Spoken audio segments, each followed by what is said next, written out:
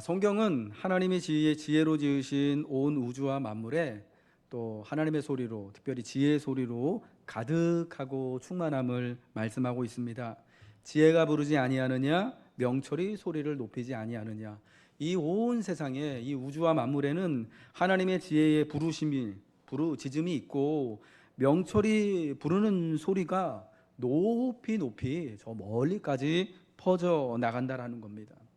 여러분, 이 땅에는요, 우리가 들을 수 있는 소리가 있고, 또 인간이 우리의 그런 기능적인 한계로 인하여서 듣지 못하는 소리도 있습니다. 때로는 우리가 부주의하여서 다른 우리가 만들어내는 소리가 너무너무 크고, 또 시간이 없고 신경이 다른 데로 쓰여 있기 때문에 듣지 못하는 소리들이 참 많이 있습니다. 종종 산행을 할 때면요, 또 숲속을 걷고 산속을 걸으면서 참 일상에서는 듣지 못했던 그런 소리들을, 아름다운 소리들을 듣게 됩니다. 그 산속에서 돌이 흐르는 소리, 흙이 구르는 소리가 있거든요. 계곡에서 물이 흘러가는 소리가 있고요. 그리고 요즘 같은 가을철에는 밤이나 도토리 열매와 같은 것들이 그 가지에서 떨어진 것들이 이렇게 또 톡톡 터지는 소리도 있더라고요. 시골에서 태어나서 자라신 우리 윗세대 어르신들은 아마 그런 소리들을 어린 시절에 많이들 들으셨을 거예요. 어느 날인가요? 제가 이렇게 산에를 가는데 저 나무 여기저기에서 딱따구리가 이렇게 쪼는 소리가 다다다다다닥 하면서 나무를 쪼는 그런 소리가 들리는 거예요. 제가 그 소리를 똑같이 흉내낼 수는 없는 게 너무 참 속상한데, 그 소리가요 정말 너무 청아하고 맑고 기분 좋게 마음을 굉장히 릴렉스 해주고 평안하게 해주는 소리로 들리는 거예요. 이쪽 나무에서 들리고 먼 나무에서, 가까운 나무에서 여러 마리의 딱따구리들이 소리를 내는데, 좀 제가 듣는 거리가 달라서 그런지 모르더라도 나무를 쫓는 그 새의 소리가 다 다르게 들리는 것이 그때 정말 신기한 경험을 했었어요. 근데 한번 생각을 해보니까 이 딱따구리가 뭐 요즘 도심에서는 뭐 볼 수가 없겠지만, 만약 저희 아파트 바로 앞에 있는 그 나무에 붙어가지고 얘가 따다다닥 거린다면은 아마 굉장히 귀에 거슬리고 저거 좀 잡아가지고 좀 어떻게 좀 했으면 좋겠다 싶은 생각을 제가 아마 했을 것 같아요. 그런데 숲속을 걸으면서 산행을 하면서 듣는 그 새의 소리는요, 세상의 어떤 것들보다도 정말 아름답고 귀하고 내 삶과 마음을 되게 만져주고 위로해주는 그런 소리였다라는 거죠. 여러분, 저는 예수 믿는 사람이기 때문에 마치 그 소리가, 새가 노래하는 그 소리가요, 정말 마치 하나님을 찬미하는 그런 소리처럼 들려요.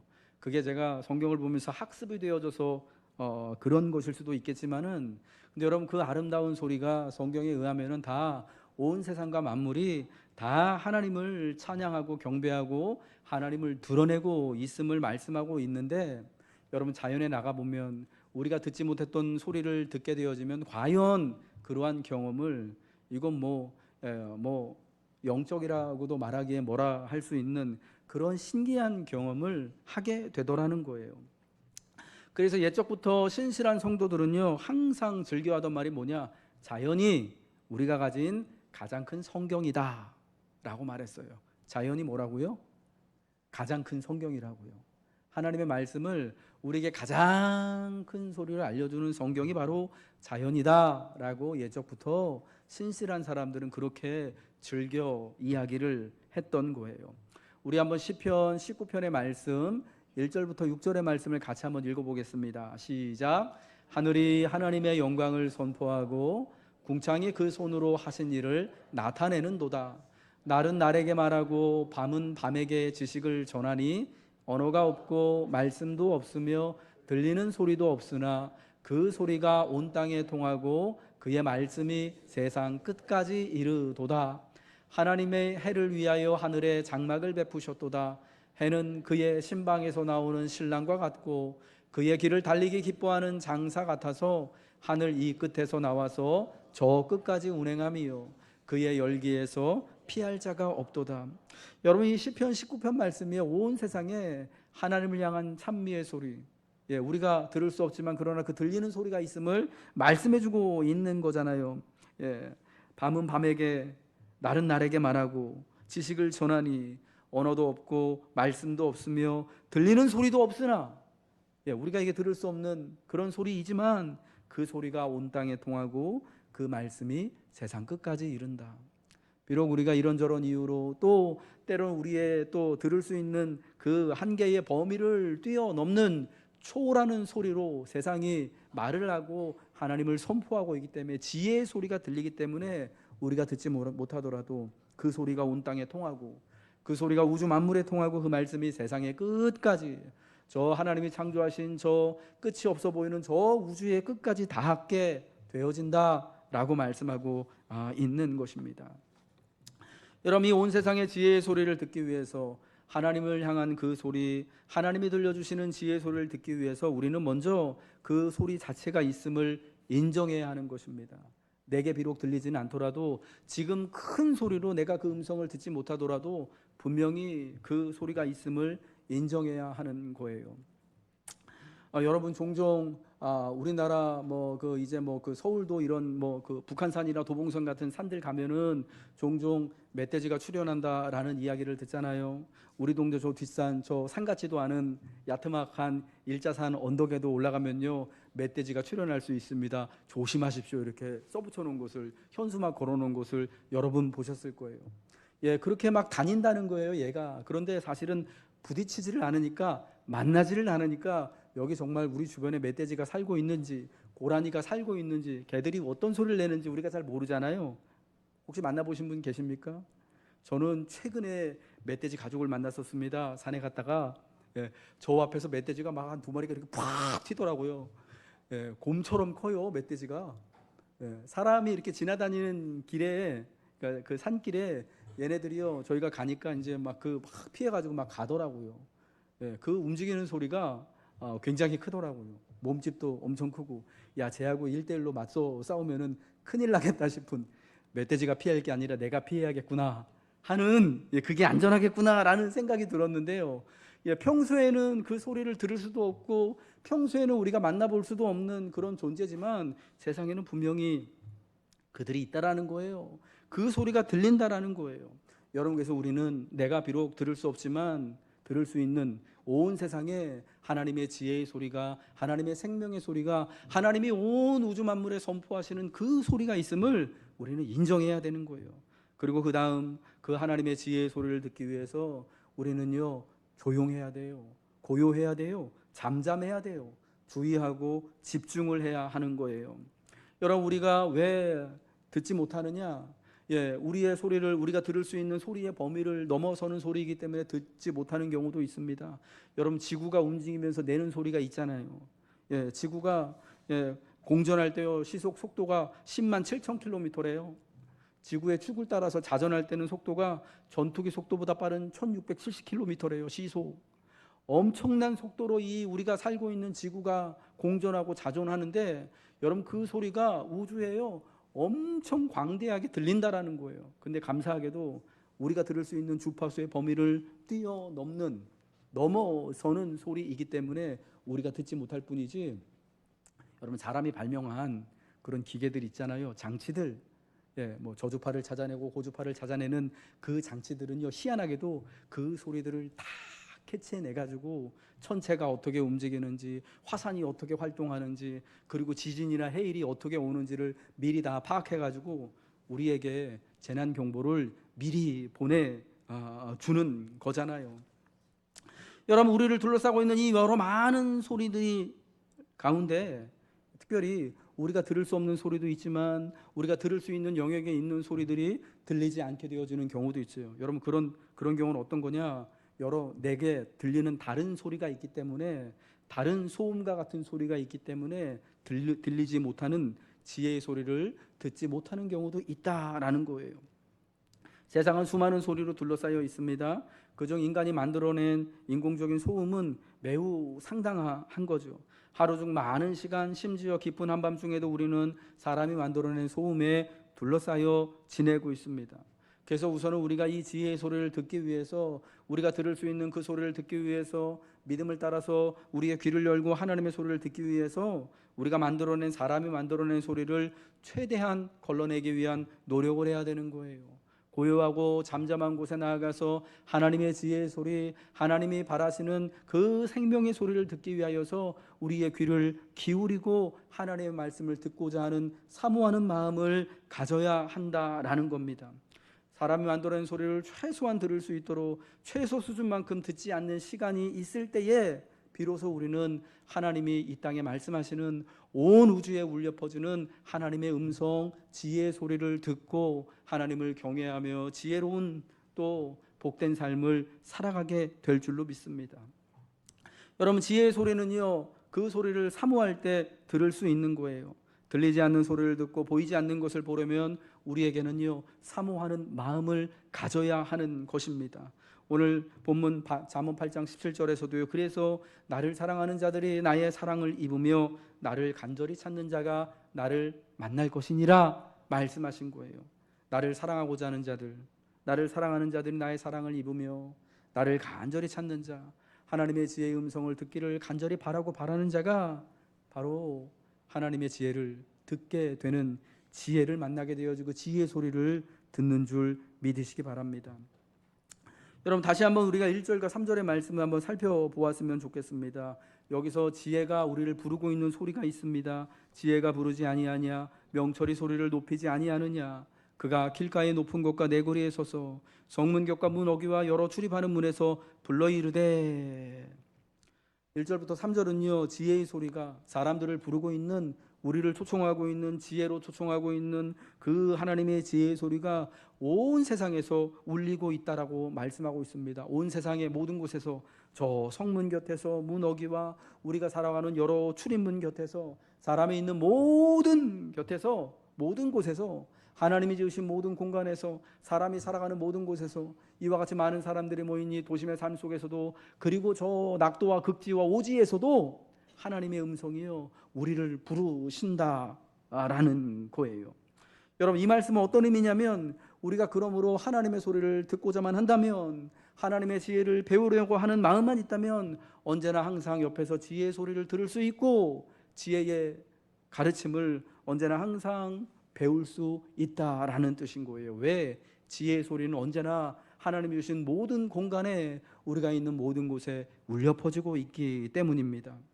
그래서 이제 4절부터 11절까지의 말씀은 지혜를 배우지 못한 자들에게 지혜를 배울 것을 초청하고 있는 거예요. 누구를 초청하느냐? 지혜가 없는 자들, 오늘 성경에서 말씀하는 어리석은 자들에게, 미련한 자들에게 지혜를 배울 것을 초청하는데, 여러분, 이 초청은 누구에게나 열려있는, 우리 복음서에 그 예수님의 비유의 말씀 있잖아요. 큰 잔치를 준비하고 이제 시작한 그 집주인이 원래 청한 사람들이 한 사람도 그 잔치 자리에 오지 못한다고 하니까 자기 종들을 다 길과 산울가로 보내가지고 누구든지 만나는 사람마다 다 잔치 자리로 데려와서 내 집을 채우라 말씀하시잖아요.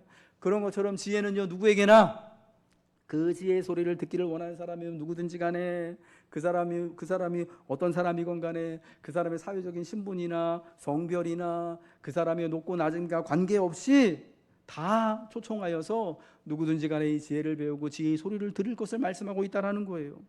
여러분, 이 말씀은 언뜻 보기에도 뭐 이스라엘 사람이나 이방인이나 뭐 부자나 권세자들이나 남자나 여자뿐만 아니라 다 지혜의 소리를 듣고 지혜의 초청을 받아들이는 누구에게나 하나님의 지혜가 들리고 열려 있음을, 누구나 이 지혜를 배울 수 있음을 말씀하고 있는 거예요. 하나님의 지혜는요, 누구든지 배울 수 있습니다. 하나님의 지혜의 소리는 온 세상에, 온 우주의 만물에 울려 퍼지고 있기 때문에 누구든지 믿기만 한다면, 누구든지 사모하기만 한다면 들을 수 있다라는 거예요. 여러분, 이런 면에서 하나님의 지혜는요, 요즘 우리 식으로라면 굉장히 민주적인 거예요. 사람을 구별하거나 차별하지는 않습니다. 나라를 구별하거나 차별하는 것이 않습니다. 여러분, 옛 시대의 배움은요, 이 지혜와 관련하여서 배운다라는 것이 곧 지혜로워지는 것이고 지식 있는 것이 되어지는 거잖아요. 옛 시대의 배움은 아무나 할 수 있는 일이 아니었습니다. 글과 학문, 배움으로 지혜로 대표되고 상징되는 글을 배우고 학문을 한다라는 것은요, 지배층을 위한 것이었습니다. 여러분, 그래서 배운다라는 것, 그 사람이 글을 쓰고 글을 읽고 쓸 줄 안다, 그 사람이 공부하는 사람이다라는 것은 어떤 의미냐? 사회적으로 이 사람은 신분이 높은 사람이구나, 이 사람은 적어도 또 지도층에 있는, 지배층에 있는 사람이구나, 이 사람은 그냥 일반 평민이나 그냥 그 생계를 위해서 하루에 진짜 뭐 그 18시간 이상씩 그렇게 수고하고 땀 흘리며 살아가는 그런 사람은 아니구나 라는 것을 의미했다라는 거예요. 잠언의 말씀이 구전되고 기록이 되어진 그 옛 시절이요, 이 성경 말씀이 기록되어진 그 옛 시절, 오랜 세월 동안 지혜를 배우고 학문을 배우는 일은 누가 있냐면요, 주로 왕족들이나 귀족들이나 지배자들이 하는 일이었어요. 여러분, 이 잠언의 말씀 누가 기록했다라고 우리에게 알려주고 있죠? 솔로몬이 기록을 했다라고 알려져 있어요. 다윗의 아들이요. 누구를 위하여 기록한 건지 아십니까? 자기 아들을 위하여 기록한 거예요. 자기 아들, 자기의 뒤를 이어서 이스라엘의 왕위를 이어갈 그 아들을 위해서, 그 아들들을 위해서, 왕자들을 위해서요, 지도자들을 위해서, 귀족들, 이제 나라를 세울 그 사람들, 관리하고 경영할 사람들을 위하여서 지혜의 말씀을 적은 것이에요. 여기에 잠언을 읽다 보면 그런 목적이 나와요. 그런데 하나님은 뭐라고 말씀을 하시는 것입니까? 이 잠언의 말씀이, 솔로몬은 그러한 또 목적을 가지고 이 말씀을 기록했더라도 지혜가 전하는 이 지혜의 소리와 지혜의 가르침은 누구에게나, 그 사람이 왕의 아들이건 아니면 저 왕을 시종 드는 저 농부의 아들이건 저 죄인의 아들이건 간에 관계없이 다 지혜의 소리를 듣고 그 초청에 응하는 사람이면 누구든지 배울 수 있음을 말씀하는 거예요. 옛적에는 배움이 상당히 재정적으로 시간적으로 여유가 있는 사람만이 할 수 있는 일이었습니다. 글을 읽고 쓰고 배운다는 것 자체가 어리석은 자들과 미련한 자들과 구분해주는 계급적인 특징이었어요. 배움이 없는 이들은 어리석은 자들, 미련한 자들로 불리었는데, 그 어리석은 자들에게 명철할 것을, 미련한 자들에게 마음이 밝을 것을 말씀합니다. 왜? 하나님의 지혜는 그들에게도 열려 있고 전해지는데, 정말 복음이 말씀하는 것처럼 값없이, 돈 없이 하나님께 나와서 포도주와 젖을 살 수 있는 은혜가 있기 때문인 거예요.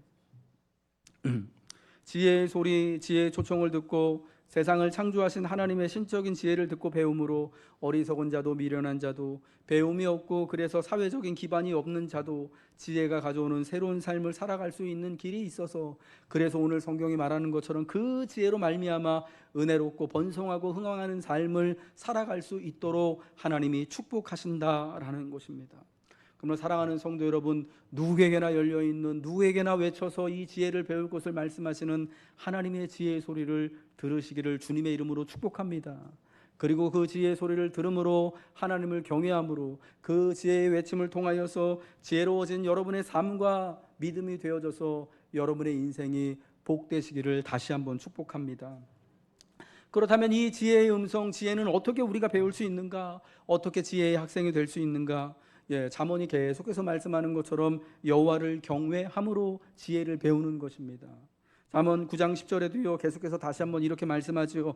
여호와를 경외하는 것이 지혜의 근본이요, 거룩한 자를 아는 것이 명철이니라. 잠언서를 보다 보면 이 말씀이요, 계속해서 반복해서 나옵니다. 여호와를 경외하는 것이, 즉 여호와를 경배하고 예배하는 것이 지혜의 근본이고, 거룩하신 하나님을 아는 것이 명철입니다. 그러니까 하나님을 예배하며 섬김으로 명철하여지고 우리의 마음이 지혜로워지고 밝아짐을 말씀하고 있는 것입니다. 예수 그리스도의 하나님을 믿는 우리의 믿음과요, 다른 종교, 다른 이방의 종교와 우상 종교의 가장 큰 차이점이라고 하면요, 하나님은 하나님의 백성들에게 하나님의 뜻과 마음을 성경에 기록된 말씀을 통해서 전해 주신다라는 겁니다. 우리 기독교 신앙의 가장 큰 특징이라고 한다면요, 이렇게 모여가지고 여러분 뭐 예배 드리는 것, 또 기도하는 것, 이게 다 우리의 특징일 수가 있겠지만 가장 독특한 특징, 구별되는 특징이라고 한다면 바로 말씀이 기본되는 신앙이라는 거예요. 하나님의 말씀인 구약과 신약의 말씀이, 구약의 율법의 말씀이, 신약의 복음의 말씀이 우리의 신앙의 중심이다라는 거예요. 그래서 여러분, 오래전부터 하나님은 자기 백성들에게, 그러니까 율법의 말씀, 그 구약의 말씀을 주시고 그리스도 예수로 말미암아 복음의 말씀을 주셔서 특별히 그 말씀들을 글로 기록하여 주셔서 전해 주신 거예요. 하나님을 잘 믿고 따르기 위해. 그래서 반드시 성도들은 그 말씀과 복음의 글들을 어떻게 해야만 했습니까? 배워야만 했던 거예요. 그 과정에서 필연적으로 성도들은 교회로 모일 때마다 또 각 성도들의 일상의 삶 속에서 글로 된 하나님의 말씀을 가까이 해야만 했고, 하나님의 말씀을 듣고 더 잘 따르기 위하여서 글을 읽고 배우는 수고를, 그 어렵고 힘든 와중에도 여러분 그 시간을 가졌던 거예요. 하나님 아버지와 예수 그리스도를 믿는 믿음이요, 성경을 읽고 따르기 위해 글을 배우는 수고로움을 이길 수 있도록 해 주었다라는 겁니다. 여러분, 우리 한국교회는요, 세계 선교사에 유례없는 정말 독특하고 최초의, 그리고 아마 전무후무한 그러한 기록을 하나 가지고 있는 게 뭐냐면, 이 나라에 자기 나라의 글로 기록된 성경을 가지고 복음을 전한 최초의 민족, 그리고 아마 최초이자 마지막일 수 있는데 그 민족이 바로 우리 조선 사람들, 한국 사람들이었다라는 거예요.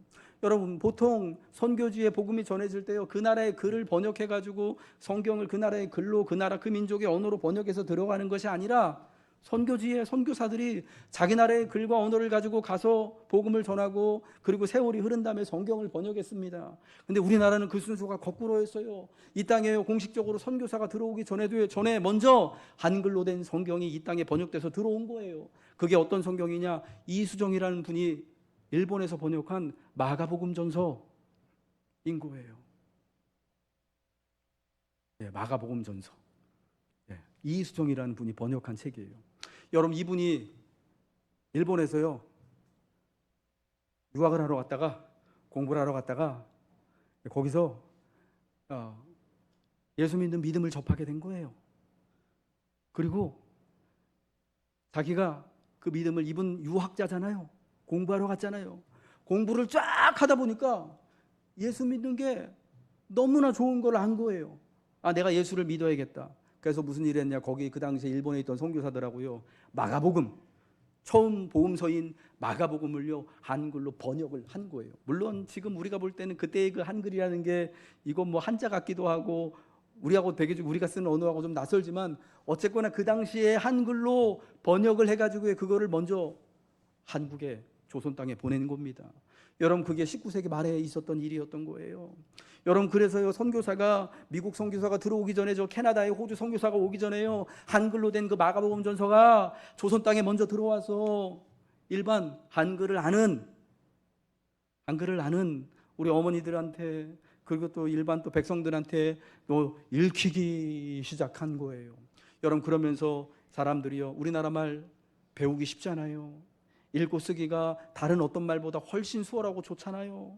그래서 이 성경을 받아들이고 읽고, 여러분, 그래서 또 하나님을 믿는 그 믿음으로 인하여, 신앙으로 인하여서 이 성경이 바탕이 돼가지고 예수 믿는 믿음이 조선 땅에 여러분 구한말에 폭발적으로 일어난 줄 믿으시기 바랍니다. 여러분, 그 일로 인하여서 사실은 우리나라 독립과 그리고 이후에 근대화와 민주화에 여러분 성경을 믿고 또 성경을 글로 쓰고 읽는 우리의 이 기독교 믿음이요, 상당한 영향을 끼친 것을 여러분 꼭 기억하셔야 돼요. 성경을 배우면서 이 민족이 옛적의 히브리 사람들처럼 애굽에서부터 바벨론에서부터 독립을 열망했던 거예요. 성경을 읽어가면서 우리도 저 서구의 열강들처럼 좀 더 좋은 나라로, 좀 더 근대화된 나라로 우리가 앞서 나갔으면 좋겠다는 열망이 있었던 거예요. 성경을 읽으면서 성경에 나오는 하나님이 가난한 자들과 고아를 돌보시고 모든 사람을 차별 없이 대하시는 하나님의 복음과 구원을 접하고 배우면서 민주화에 대한 열망을 배웠던 거예요. 그래서 여러분, 저는 과감히 말씀드리고 싶어요. 이 땅의 독립과 이 땅의 근대화와 민주화의 모든 것에는요, 성경을 사랑하고 성경을 배운 우리의 믿음이 바탕이 되어서 이 모든 일들이 일어났음을 믿으시기 바랍니다. 안 믿으셔도 진짜니까 나는 이야기할 겁니다. 정말 하나님의 그 지혜의 소리가 성경의 말씀을 통하여서 이 땅의 조선 사람들에게, 이 땅의 우리 할머니와 할아버지들에게 전하여지고, 그것이 또 참 배우지 못하였고 배움이 없었던 어리석고 또 무지하였던 분들에게 지혜와 명철을 가져다 주고 하여서 이제 이 민족이 깨어나고 우리의 신앙이, 우리의 삶이 이토록 변한 줄 믿으시길 바랍니다. 그러면 사랑하는 성도 여러분들, 하나님의 말씀을 오늘도 우리가 가까이 하고 배움으로 인하여서, 그 지혜의 소리를 들음으로 인하여서 오늘 우리에게 정말 과거에 우리의 나라가, 우리의 교회가 그렇게 세워지고 든든하여지고 또 거듭났던 것처럼 우리에게도 그와 같은 놀라운 은혜가 다시 한번 이 대한민국 한반도 이 땅에 또 일어나야 될 줄로 믿습니다. 일어나야 할 줄로 믿습니다. 이제 마지막으로 이 지혜의 유익과 지혜의 열매에 관하여서 말씀하겠습니다. 17절부터 21절까지의 말씀은요, 지혜를 사랑하고 지혜를 찾는 자들이 얻게 될 그 유익과 열매에 대해 말씀합니다. 17절부터 21절 말씀 우리 같이 읽겠습니다. 시작. 나를 사랑하는 자들이 나의 사랑을 입으며 나를 간절히 찾는 자가 나를 만날 것이니라. 부귀가 내게 있고 장구한 재물과 공의도 그러하니라. 내 열매는 금이나 정금보다 나으며 내 소득은 수는보다 나으니라. 나는 정의로운 길로 행하며 공의로운 길 가운데로 다니나니 이는 나를 사랑하는 자가 재물을 얻어서 그 곳간에 채우게 하려 함이니라. 아멘. 여러분, 오늘 이 본문 17절부터 21절에 지혜의 열매를 뭐라고 말씀하고 있습니까? 부귀가 내게 있고 장구한 재물과 공의도 그러하다. 부귀와 재물과 공의가 다 지혜 안에 있음을 말씀하고 있습니다. 그런데 지혜는 그것 이상이다라고 말씀하고 있습니다. 오늘 잠언서에는 지혜의 오른손에는 장수가 있고 왼손에는 부귀가 있다라고 말씀합니다. 그래서 솔로몬이 지혜를 구하였을 때 하나님은 그에게 그가 구하지 않았던 부 그리고 영예까지도 같이 주셨음을 알 수가 있죠. 그러나 지혜의 열매는 금이나 정금, 부귀와 그 영예 이상이다라고 말씀합니다. 내 열매는 금이나 정금보다 어떻다고요? 나으며 내 소득은 수는보다 낫다. 금이나 정금보다 수는보다 지혜의 열매가 더 탁월하고 더 귀하다라고 말씀하고 있는 겁니다. 그러니까 금이나 정금이나 그 부귀와 영예보다 지혜의 열매가 더 탁월하고 더 그 이상이다라는 걸 말씀하는 거죠. 그럼 여러분, 그 지혜와 정금을, 그 정금과 수능을 뛰어넘는 지혜의 열매는 무엇이냐? 성경은요, 하나님의 지혜가 바로 창조와 구원의 열매를 가져오고 있음을 말씀하여 주고 있습니다.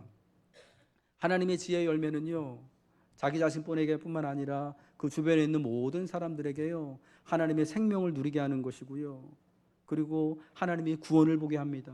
그리고 그 결과 중에 정말 이 부스러기 같은 그런 뭐라 그럴까요? 그 작용으로 인하여서 때로는 정금도 얻게 되어지는 것이고 부귀도 얻게 되어지는 것이고 재물도 누리게 되는 것이고, 수는 또 장수와 영예도 누리게 되는 것임을 말씀하고 있는 거예요. 출애굽기 1장에 히브리 산파들 십브라라고 하는 사람과 부하라고 하는 사람에게 있었던 이 이야기가 바로 하나님의 지혜가 어떠함을 우리에게 알려주고 있습니다. 출애굽기 1장 15절부터 21절 말씀 우리 같이 한번 읽어볼까요? 시작. 애굽 왕이 히브리 산파 십브라라 하는 사람과 부하라 하는 사람에게 말하여 이르되 너희는 히브리 여인을 위하여 해산을 도울 때에 그 자리를 살펴서 아들이거든 그를 죽이고 딸이거든 살려두라. 그러나 산파들이 하나님을 두려워하여 애굽 왕의 명령을 어기고 남자 아기들을 살린지라. 애굽 왕이 산파를 불러 그들에게 이르되 너희가 어찌하여 이같이 남자 아기들을 살렸느냐? 산파가 바로에게 대답하되 히브리 여인은 애굽 여인과 같이 아니하고 건장하여 산파가 그들에게 이르기 전에 해산하였더이다 하매, 하나님이 그 산파들에게 은혜를 베푸시니 그 백성은 번성하고 매우 강해지니라. 그 산파들은 하나님을 경외하였으므로 하나님이 그들의 집안을 흥왕하게 하신지라. 아멘. 여러분, 애굽에 있었던 그 히브리 사람들의 이야기, 그 중에 특별히 이 히브리 산파들 십브라라고 하는 여인과 부하라고 하는 이 두 산파의 이야기예요. 여러분, 그 당시에 산파가 많이 배웠을까요?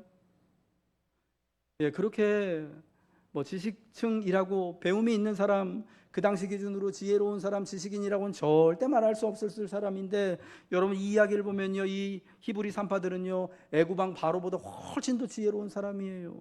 그들이 가진 지혜로 인하여서 히브리 아기들을 살리고 가족들을 구원하고 자기도 하나님 앞에 은혜를 받고 자기의 집안도 그 하나님을 경외하는 지혜로 인하여서 흥왕함을 그때에 누리게 되었던 것을 말씀하고 있습니다. 애굽왕의 서슬퍼런 명령에 매우 지혜롭게 씩씩하게 대처를 해요. 그리하여 히브리 남자 아기들을 살립니다. 자기신들도 애굽왕의 명령을 어긴 것으로 인해 죽임을 당하지 않게 됩니다. 그 결과 하나님이 히브리 산파들에게 은혜를 베푸셔서 그 백성은 번성하고 매우 강해지고, 그 산파들은 하나님을 경외하였다. 여기 하나님을 경외하였다고 나오잖아요. 하나님을 경외하는 게 뭐라고요? 지혜인 거예요? 지식인 거예요? 지식의 근본인 거예요. 그러니까 하나님 볼 때는 이 여인들이요 누구보다도 세상에서 가장 지혜롭고 용감한, 가장 지혜로운 그런 여인들인 거예요. 그들의 지혜로 말미암아서 강성함과 흥왕함이 히브리 사람들에게 임합니다. 그러니까 애굽왕의 그 반대에도 불구하고 계속해서 출산을 많이 해서 인구가 점점 불어났다라는 것을 이렇게 표현하고 있는 것입니다. 그리고 그 히브리 산파들은 어떻게 되어집니까? 그녀들이 하나님을 경외함으로 그들의 집안을 하나님이 어떻게 하셨다고요? 흥왕케 하셨다라고 합니다. 히브리 산파들의 지혜가 자신들뿐만 아니라 히브리 사람들의 구원을 가져오고 생명을 살리는 열매로 드러나게 되었고요. 그 열매 중에 정말 그 같이 딸려오는 것들로 히브리 사람들이 번성하고 산파들은 흥왕하게 되어지는 은혜를 누리게 된 거예요. 하나님이 지으신 세상은요, 사랑하는 성도 여러분, 이제 말씀을 마치도록 하겠습니다. 하나님의 소리로 지혜의 초청으로 충만합니다. 누구든지 하나님을 사랑하며 지혜를 간절히 찾고자 할 때 하나님의 그 사랑을 입을 수 있습니다. 하나님의 지혜를 만나고 그 소리를 듣고 명철하여지고 우리 마음이 밝아질 수 있는 거예요. 그래서 세상의 부당한 명령 앞에서도 씩씩하게 살아갈 수 있게 되는 거예요. 여호와를 경외하는 지혜로 명철하여지시기를 축복합니다. 밝은 마음을 얻으십시오. 하나님의 창조의 지혜로 말미암아 여러분의 삶에 구원의 풍성한 열매가 나타나고 함께 강성하여지며 흥왕하여지는 복을 누리시기를 지혜의 주인 되신 예수님의 이름으로 축복합니다.